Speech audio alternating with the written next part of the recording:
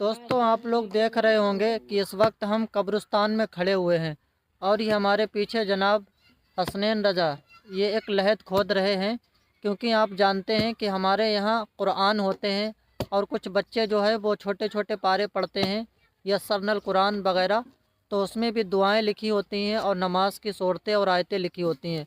लेकिन जो कुरान पाक होता है उसमें आपने देखा होगा कि कुछ पुराने हो जाते हैं और बोसीदा हो जाते हैं और उनके पेज और बरक टूटने लगते हैं।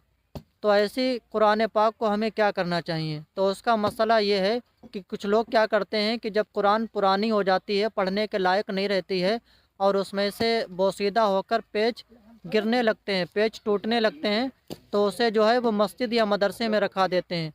तो मेरे भाई ऐसा नहीं करना चाहिए, बल्कि वहाँ भी फिर बेअदबी होती है, वहाँ से निकल निकल करके गिरते हैं। बेहतर यही है कि आप उनको कब्रिस्तान में ले जाएं और कब्रिस्तान में ले जा कर के उसे दफन कर दें। दफन करने का तरीका ये है, अल्लामा अमजद अली आज़मी अलैहि रहमा फरमाते हैं बहार शरीयत के अंदर कि उसको लहद खोदी जाए। जैसे एक बच्चे को दफन करते हैं वैसे एक लहद खोदी जाए और खोदने के बाद एक कोरा कपड़ा पहले बिछाया जाए और उसके ऊपर कुरान पाक या जो पुर्जे हैं उसको रखा जाए और ऊपर से पटले रखे जाएं, फिर ऊपर से मिट्टी डाली जाए।